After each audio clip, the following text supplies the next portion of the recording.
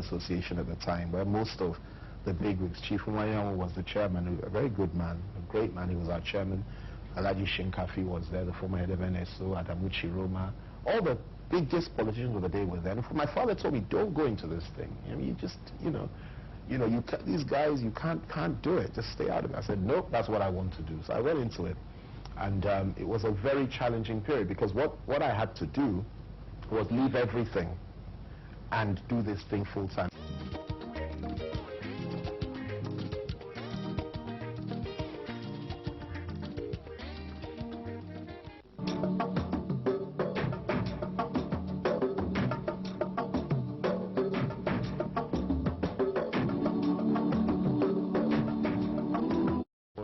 Elected as the national youth leader of the NNC. I believe it was in 1989, okay? And we worked so hard to get that party registered. There were two big parties then, PSP, which is the Progressive, and NNC, which was the Conservatives. We worked so hard. The whole political class worked hard to get that party, but we worked extremely hard.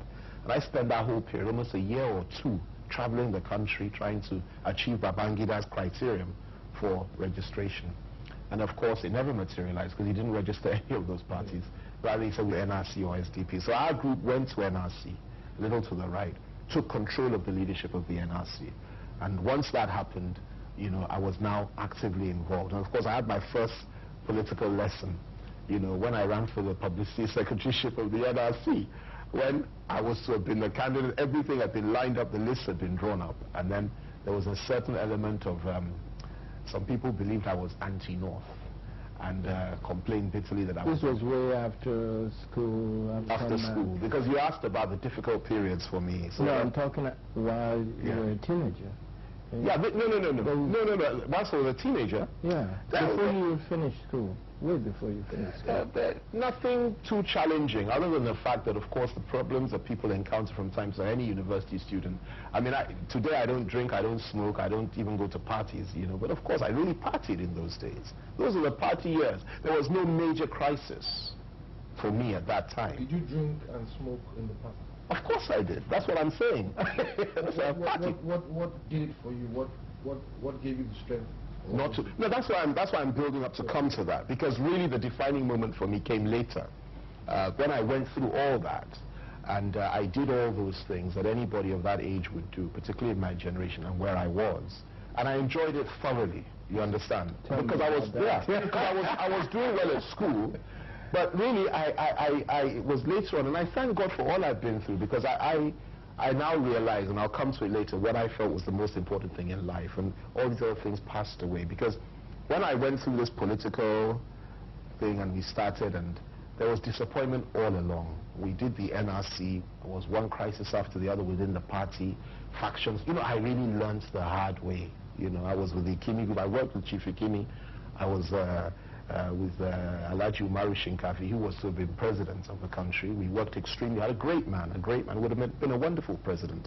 And again, we dedicated almost years. I dedicated 2 years of my life to campaigning and working for Alaji Umaru Shinkafi to be the presidential flag bearer of the NRC. Well, again, General Babangida had other plans for all of us, because at the last minute, he now disqualified everybody.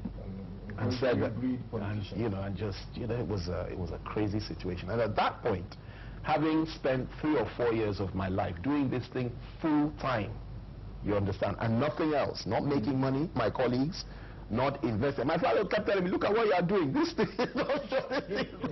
So when it now finally happened, he said, well, I told you. And at that point, for me, it was terrible for me. I had a breakdown. I gave up on life. I didn't want to live anymore. I just felt, look, I'm fed up. What am I going to do now? I've never failed before in my life, in anything. But this one for me is a failure, because we didn't achieve, and I didn't achieve my objectives. Out of no fault of yours. Out of no fault of mine. And the other thing that we had already listed, if my candidate had come in, it would have been president. We already had an idea where all of us would be in the government. So we had drawn up blueprints about what we would do in this country. We were going to have an election against General Yaradua, and we believed we would have defeated the SDP in that encounter. Shinkafi against Yaradua. We believe, and so we knew who would be minister, who would be this. Everybody had been told what he would be. And you can imagine at a very young age, and then all of a sudden, after 3 or 4 years, all my passion, and it was a difficult time for me, and I just didn't want to. I cut off from everybody, and I just had a breakdown, and I felt very, very ill.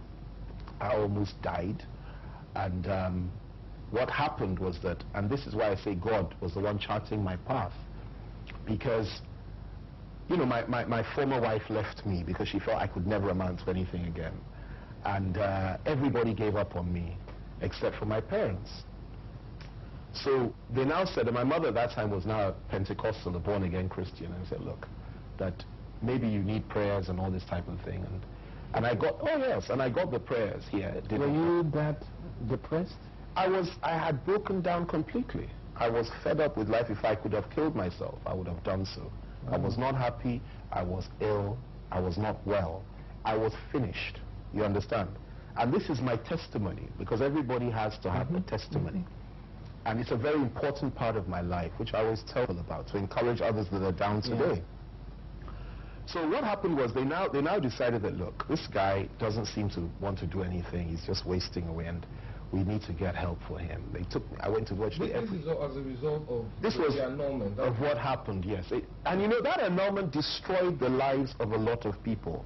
If you remember that time, lecturers in university came to join politics. There was a law that if you leave your lecturing job to come in to join politics and join these parties, that if you don't, so can't go back to, like, some crazy law like that. Some people, you know, started, it was really traumatic for the whole political class. It was really, especially those that were right at the top, you know. So for me, you know, I just at that point checked out and said, it is enough. Did this lead to more smoking and drinking? No. Well, you know, when people break down, they do all sorts of things, because you do anything that